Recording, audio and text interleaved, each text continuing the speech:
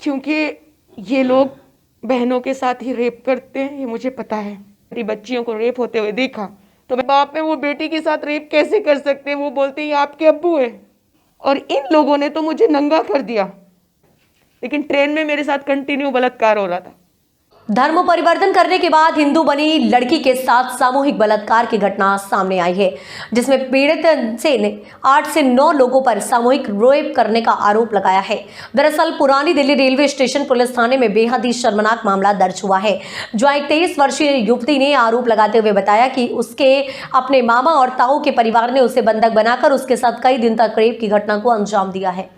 पीड़िता के अनुसार लगभग 1 वर्ष पहले उसने हिंदू धर्म अपना लिया था, जिसकी वजह से उसके परिवार के लोग और मुस्लिम समुदाय के लोग उसको लगातार धमकी दे रहे थे और वापस मुस्लिम धर्म में आने का दबाव बना रहे थे। इतना ही नहीं, जब पीड़िता ने रिश्तेदारों की बात मानने से इनकार कर दिया तो उसके 5 से 6 रिश्तेदारों ने बीती 13 मार्च को उत्तर प्रदेश के रामपुर जिले में उसे किडनैप कर एक गाड़ी में ले गए, जहां किसी अनजान जगह पर ले गए, जहां पीड़िता के साथ उन सब लोगों ने बारी बारी से रेप की घटना को अंजाम दिया और साथ ही लात घूसों और बेल्टों से लगातार मार पिटाई की। पीड़िता ने बताया कि अगले दिन रिश्तेदारों के द्वारा मौलाना को बुलाया गया और फिर मौलाना और उसके साथियों के साथ रिश्तेदारों ने लगातार 2 दिन तक उसके साथ बारी बारी से रेप किया। फिलहाल मामला पुरानी दिल्ली के रेलवे स्टेशन पुलिस थाने में धारा 376 डी 365 और 342 के तहत मामला दर्ज कर लिया गया है और आगे की कार्यवाही करते हुए पीड़िता के बयान दर्ज कर लिए गए हैं। ये हुई हूँ सब क्योंकि ये लोग बहनों के साथ ही रेप करते हैं, ये मुझे पता है। और जो लोग झूठ बोल रहे हैं कि मेरे बाप में वो बेटी के साथ रेप कैसे कर सकते हैं, वो बोलते हैं ये आपके अब्बू है। तो आप एक बेटी के साथ, आपने तो पुलिस को स्टेटमेंट एडिशनल ने पैसा लिया था उस टाइम, उन्होंने खुद बोला है कि ये इसका बाप है। मदरसे के बच्चों के साथ जो हो रहा है ये खुद उसके इमाम है। लेकिन ये चिंटू इम्तियाज़ हुसैन का मस्जिद में कारोबार चलता है। ये चीज़ें मैं जान चुकी थी। मैंने जब छोटी छोटी बच्चियों को रेप होते हुए देखा तो मैंने डिसीज़न लिया बुरखा उतारने का। बुरखा मैंने कभी नहीं पहना, सॉरी, वो मुझे क्या चीज़ है गंदी, मुझे तो नहीं पता, ना मैं कभी पहनना चाहूँगी उसको। इन लोगों का एक ही काम है, कुरान में जो लिखा है, जो इनकी गंदी घटिया सोच है, इन्होंने जब एक औरत, जो इस्लाम सिखाता है कि बेटी को बुरखे में रखिए, और इन लोगों ने तो मुझे नंगा कर दिया। कहाँ गया था वो बुरखा जो मेरी रक्षा करता है? कहाँ गया था हिजाब जो मेरे सर को झेलता है?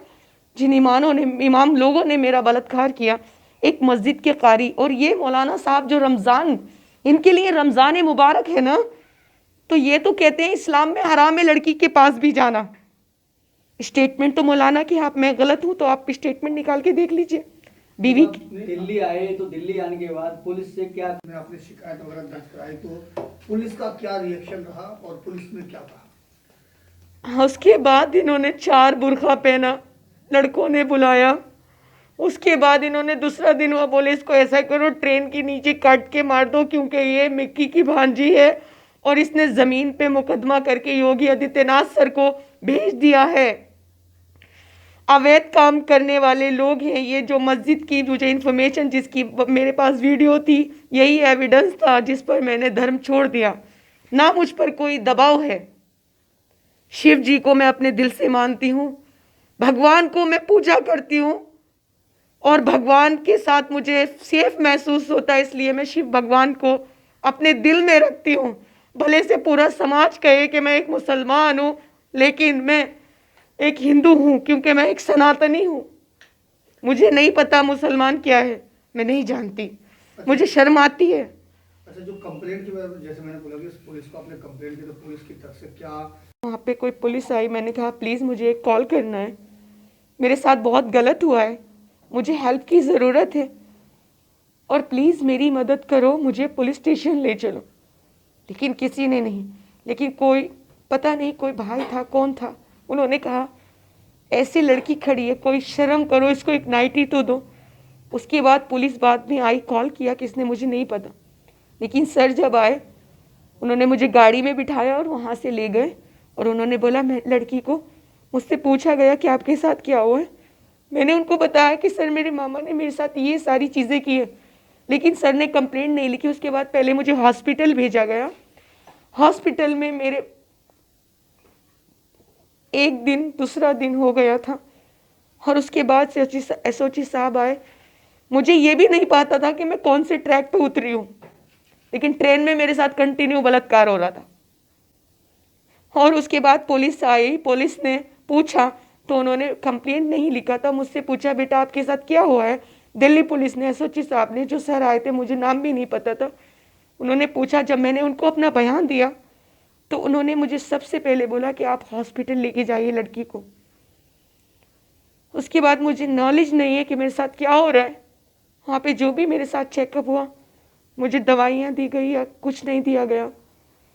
बस जो डॉक्टर, लेडीज डॉक्टर थी, उन्होंने मेरा चेकअप किया और उसके बाद पुलिस ने कहा 2 दिन के बाद मुझे थाने ले जाया गया। वहाँ पर कोई नहीं था, ना मैं किसी से मिल पाई हूँ, ना मैं किसी को देख पाई। और 24 घंटे हो गए थे, मैंने कुछ खाया नहीं था सर। और 2 दिन से मैं उन लोगों की किडनैप ने मुझे किया है।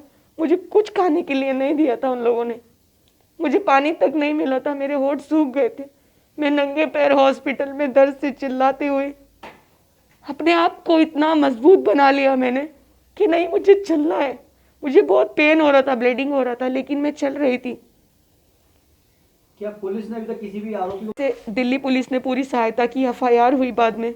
और उसके बाद इन लोगों ने, रामपुर की पुलिस ने, जब हम यहाँ से थाना शहजाद नगर पहुंचे तो उन्होंने कंप्लेंट लेने से मना कर दिया। बोले ये जो भी है इसको हटाइए यहाँ से, हम नहीं लेंगे ये कंप्लेंट। थाना शहजाद नगर में बदतमीजी हुई। उन लोगों ने बड़ी पिस्ता मैडम के साथ भी बदतमीजी की कि आप इसको ले जाइए। आप एक ही बात बताइए, अगर दिल्ली पुलिस यहाँ से जा रही है तो क्या यूपी पुलिस को यही व्यवहार करना चाहिए था? नहीं। उसके बाद हम एसपी ऑफिस गए, एसपी ने भी हमारी बात नहीं सुनी।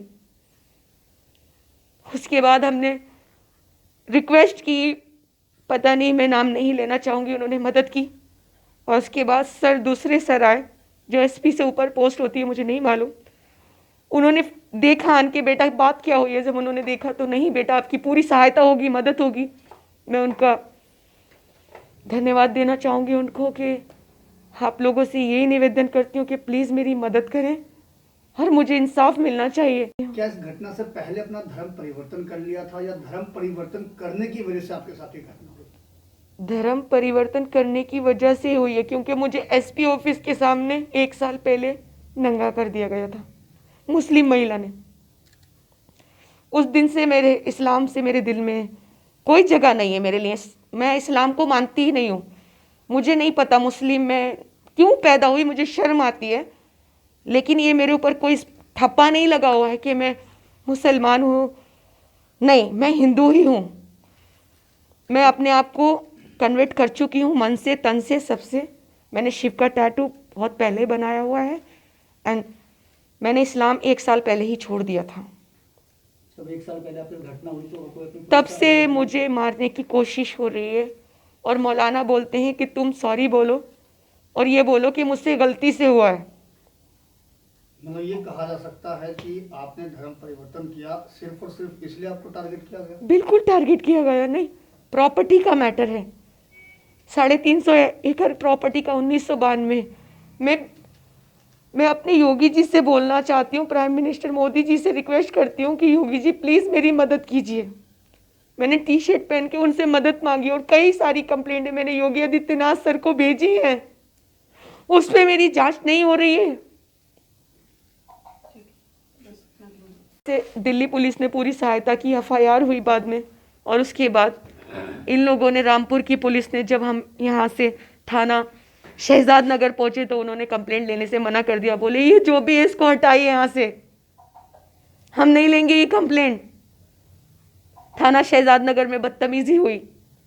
उन लोगों ने बड़ी पिस्ता मैडम के साथ भी बदतमीजी की कि आप इसको ले जाइए। आप एक ही बात बताइए, अगर दिल्ली पुलिस यहाँ से जा रही है तो क्या यूपी पुलिस को यही व्यवहार करना चाहिए था? नहीं। उसके बाद हम एसपी ऑफिस गए, एसपी ने भी हमारी बात नहीं सुनी। उसके बाद हमने रिक्वेस्ट की, पता नहीं, मैं नाम नहीं लेना चाहूँगी, उन्होंने मदद की। और उसके बाद सर, दूसरे सर आए, जो एसपी से ऊपर पोस्ट होती है, मुझे नहीं मालूम। उन्होंने देखा आन के बेटा बात क्या हुई है, जब उन्होंने देखा तो नहीं बेटा आपकी पूरी सहायता होगी, मदद होगी। मैं उनका धन्यवाद देना चाहूँगी उनको कि आप लोगों से यही निवेदन करती हूँ कि प्लीज़ मेरी मदद करें और मुझे इंसाफ मिलना चाहिए। वहाँ पे कोई पुलिस आई, मैंने कहा प्लीज़ मुझे एक कॉल करना है, मेरे साथ बहुत गलत हुआ है, मुझे हेल्प की ज़रूरत है और प्लीज़ मेरी मदद करो, मुझे पुलिस स्टेशन ले चलो। लेकिन किसी ने नहीं, लेकिन कोई पता नहीं कोई भाई था कौन था, उन्होंने कहा ऐसी लड़की खड़ी है, कोई शर्म करो, इसको एक नाइटी तो दो। उसके बाद पुलिस बाद में आई, कॉल किया किसने मुझे नहीं पता, लेकिन सर जब आए उन्होंने मुझे गाड़ी में बिठाया और वहाँ से ले गए और उन्होंने बोला, मैं लड़की को मुझसे पूछा गया कि आपके साथ क्या हुआ है। मैंने उनको बताया कि सर मेरे मामा ने मेरे साथ ये सारी चीज़ें की है, लेकिन सर ने कंप्लेंट नहीं लिखी। उसके बाद पहले मुझे हॉस्पिटल भेजा गया, हॉस्पिटल में मेरे एक दिन दूसरा दिन हो गया था और उसके बाद एसओजी साहब आए। मुझे ये भी नहीं पता था कि मैं कौन से ट्रैक पे उतरी हूँ, लेकिन ट्रेन में मेरे साथ कंटिन्यू बलात्कार हो रहा था। और उसके बाद पुलिस आई, पुलिस ने पूछा तो उन्होंने कंप्लेंट नहीं लिखा था। मुझसे पूछा बेटा आपके साथ क्या हुआ है, दिल्ली पुलिस ने, एसओजी साहब ने, जो सर आए थे, मुझे नाम भी नहीं पता था, उन्होंने पूछा। जब मैंने उनको अपना बयान दिया तो उन्होंने मुझे सबसे पहले बोला कि आप हॉस्पिटल लेके जाइए लड़की को। उसके बाद मुझे नॉलेज नहीं है कि मेरे साथ क्या हो रहा है।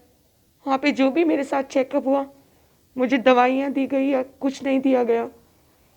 बस जो डॉक्टर, लेडीज़ डॉक्टर थी, उन्होंने मेरा चेकअप किया और उसके बाद पुलिस ने कहा 2 दिन के बाद मुझे थाने ले जाया गया। वहाँ पर कोई नहीं था, ना मैं किसी से मिल पाई हूँ, ना मैं किसी को देख पाई और 24 घंटे हो गए थे, मैंने कुछ खाया नहीं था सर। और 2 दिन से मैं उन लोगों की किडनैप ने मुझे किया है, मुझे कुछ खाने के लिए नहीं दिया था उन लोगों ने, मुझे पानी तक नहीं मिला था, मेरे होंठ सूख गए थे। मैं नंगे पैर हॉस्पिटल में दर्द से चिल्लाते हुए अपने आप को इतना मजबूत बना लिया मैंने कि नहीं मुझे चलना है। मुझे बहुत पेन हो रहा था, ब्लीडिंग हो रहा था, लेकिन मैं चल रही थी। क्या पुलिस ने अभी तक किसी भी आरोपी को? एडवोकेट संगीता मल्होत्रा तलवार है। मैं एक एडवोकेट हूँ जो कि दिल्ली में प्रैक्टिस करती हूँ। जो मामला आपके पास आया है, कब की वारदात है और किस तरीके से हुई है? 16 तारीख की शाम की बात है। मैं मीटिंग में थी, एक लड़की का फ़ोन आया कि मेरी जान खतरे में है और मेरे साथ रेप हुआ है, मेरे से बहुत बुरा हुआ है। तो तब इसने कुछ चीज़ें मुझे बताई। तो अब फ़ोन आया तो आप एकदम से तो किसी पे बिलीव कर नहीं सकते, कौन है क्या है, बहुत सारे हादसे आपको पता है होते रहते हैं। उसके बाद 17 को भी इनका मेरे को 2-3 बार फ़ोन आया। फिर इन्होंने किसी और को भी कहा होगा, 2-3 लोगों का और फ़ोन आया कि भी मैडम हालिमा खातून के बारे में क्या हुआ। मैंने कहा अभी मुझे कुछ नहीं मालूम, मैंने अभी कुछ नहीं देखा है। हाँ, उनका फ़ोन आया था, उनके साथ कुछ हुआ है। फिर इसके बाद मैंने इनसे बोला कि आप मुझे ना वॉइस रिकॉर्डिंग भेजिए, आपके साथ क्या हुआ है, क्योंकि मुझे कुछ समझ में नहीं आ रहा है। तो उन्होंने मुझे कुछ वॉइस रिकॉर्डिंग्स भेजी, कुछ फ़ोटोज़ भेजी, वीडियोज़ भेजी कि मैम देखिए मेरे साथ ये हुआ है। उसके बाद मैंने 17 की शाम को 112 से, जहाँ इनके साथ हादसा हुआ था, पुरानी Delhi railway station police station है, वहाँ का मैंने एसएचओ का नंबर लिया, एसएचओ से बात की। उन्होंने कहा कि मैडम अभी तो हम आपसे बात नहीं कर सकते, रात हो गई, आप सुबह हमें फ़ोन करिएगा। सुबह मैंने फ़ोन किया, बोले मैडम आपको पता ही है, आप तो वकील हो, कोर्ट कचहरी का हमारा लगी रहती है ड्यूटी, आप शाम को, मैंने कहा नहीं मुझे मिलना है आपसे। बोले शाम को 5 बजे मिलेगा। मैंने कहा ठीक है भाई, मेरे को लड़की से मिलना है कि नहीं, आप शाम को 5 बजे आप मिलिएगा। फिर मैं सुप्रीम कोर्ट ही थी, वहाँ से मैं 3:45-4 के करीब निकली और मैं वहाँ पहुँची, वहाँ उनसे बात की तो उन्होंने बोला कि लड़की को रामपुर भेज दिया गया है, मतलब यूपी भेजा। उन्होंने रामपुर नहीं बोला, उन्होंने यूपी बोला, मुरादाबाद। मैंने कहा आपने ऐसे कैसे भेज दिया, जब मैंने आपको कहा है कि मैं एडवोकेट हूँ और वो लड़की लगातार मेरे से कांटेक्ट में है, लगातार बोल रही है ये मेरी एडवोकेट है, तो आपने मुझसे बात क्यों नहीं कराई और आपने अकेले कैसे भेज दिया। तो फिर मैंने कहा ठीक है, जब वो आए तो आप मुझे बताइएगा। तो इन्होंने नहीं बताया। फिर लड़की का फिर से मेरे पास 11:30 से 12 के बीच में फिर फ़ोन आया। ये रो रही थी कि मैम मुझे बचा लीजिए, इन्होंने मुझे अनाथ आश्रम में रख दिया है, मुझे बहुत पेन हो रहा है, मुझे कुछ खाने को भी नहीं दिया है। उसके बाद इनका फ़ोन बंद हो गया। मतलब मैं ट्राई करती रही, अब मैं कहाँ ढूंढूं आधी रात को, मुझे नहीं पता ही कहाँ पर हैं क्या हैं। तो मैं कोशिश लगी रही 2-2:30 बजे तक, तो मुझे कुछ पता नहीं लगा। उसके बाद सुबह 6 बजे से मैंने कॉल किया एसएचओ को, तो एसएचओ का मुझे 8 साढ़े 8 बजे फ़ोन आया कि मैडम अभी मैं बिज़ी हूँ, मैं आपको बताता हूँ। फिर उनका फ़ोन आया कि मैडम वो 6 भगवान दास वहाँ पे वोमेंस का वेलफेयर का कुछ वो है, तो वहाँ NGO है, वहाँ आप जा कर के पहले मिल लीजिए और फिर देखते हैं।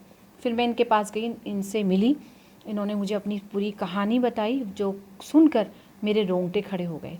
मतलब कोई भी सुनेगा उसके रोंगटे खड़े हो जाएंगे। एक लड़की को नंगा करके बेल्टों से मारा जाता है, घूंसे मारे जाते हैं, 2 दिन तक रेप किया जाता है, वो भी 7, 8, 9 लोग जो कि इनके परिवार से ही रिलेटेड लोग हैं। जब ये लड़की ऐसे इसको याद आता है तो ये कांपने लग जाती है, डरने लग जाती है, अपने आप को इस तरह से मतलब पकड़ने लग जाती है कि इसके साथ हो रहा है।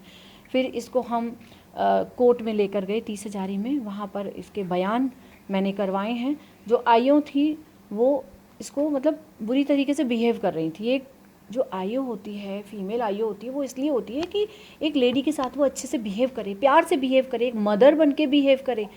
वो लड़की को मैंने कहा मैडम आप इसको अपनी कस्टडी में कैसे रख सकते हैं, बालिग है, और जब ये थोड़ा रिलैक्स होगी तो थोड़ा ठीक होगी, डर इसका भागेगा। ये डरी हुई है अभी भी, हर कोई इसे लग रहा है NGO वाले भी मतलब मुझे मारना चाहते हैं या मुझे किडनैप करना चाहते हैं या उन लोगों से मिले हुए, हर समय इसे ये लग रहा है।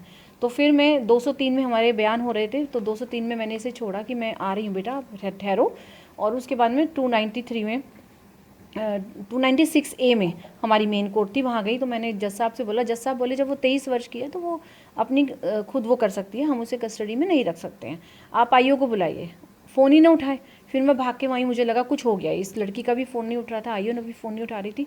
मैं गई तो ये लड़की घबराई हुई थी, बेहोश हो गई थी, मतलब इस तरह से कांप रही थी। हर लड़का उसे वही लोग नज़र आ रहे थे कि वो लोग ही हैंगे मुझे मारे। मैंने इसे गले से लगाया, इसे संभाला, और आईओ है कि मैडम SHO से बात करो। अरे भाई रुको, मैं लड़की को तो संभाल लूँ, लड़की चलने लायक तो हो तभी तो जाएगी।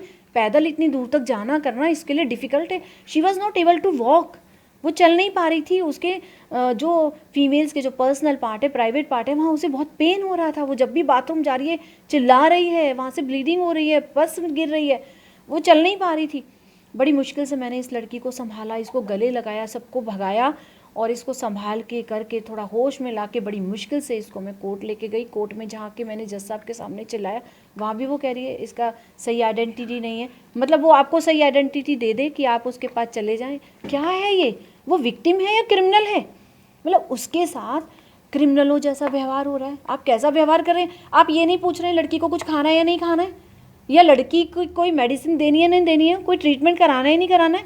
प्राइवेट हॉस्पिटल में आप लेकर जाइए, अच्छे हॉस्पिटल में उसका ट्रीटमेंट कराइए, उसको एक मदर वाला टच दीजिए। उसे वो टच नहीं दिया जा रहा है, उसको एक क्रिमिनल की तरह बिहेव किया जा रहा है। ये बताइए इसमें पुलिस ने क्या मामला दर्ज किया है, किन धाराओं में मामला दर्ज किया गया है, पुलिस की तरफ से क्या कार्रवाई हुई है?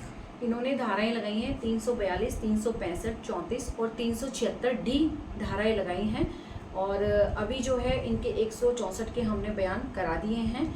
अभी पुलिस की तरफ से अभी कोई खास कार्रवाई नहीं हुई है, अभी कोई उनका कॉल वगैरह हमारे पास नहीं आया है कि वो क्या कर रहे हैं। अभी तक कोई भी गिरफ्तार नहीं हुआ है, जबकि इस तरह के संगीन मामलों में फटाफट से कार्रवाई की जाती है और तुरंत ही उन्हें गिरफ्तार किया जाता है। जो मामला दर्ज हुआ कौन से थाने में दर्ज हुआ है? दिल्ली में जो थाना है वो ओल्ड दिल्ली रेलवे स्टेशन। कितने लोगों को आरोपी बनाया गया है इसमें? इसमें 8-9 लोगों को आरोपी बनाया गया है, जो 8-9 लोग जिन्होंने इसके साथ रेप किया। सारे के सारे मतलब ये उत्तर प्रदेश के ही हैं? जी, सब रामपुर के ही हैं। नेशनल न्यूज लाइव अब उपलब्ध है 1100 प्लस डिजिटल केबल नेटवर्क पर an android based DTH smart setup box सभी OTT प्लेटफॉर्म। 24 घंटे लाइव देखिए हमारे सोशल मीडिया पेजेस पर। अधिक जानकारी के लिए विजिट करें www.nationalnews.live पर। टेसी टशन टीवी नेटवर्क के सभी चैनल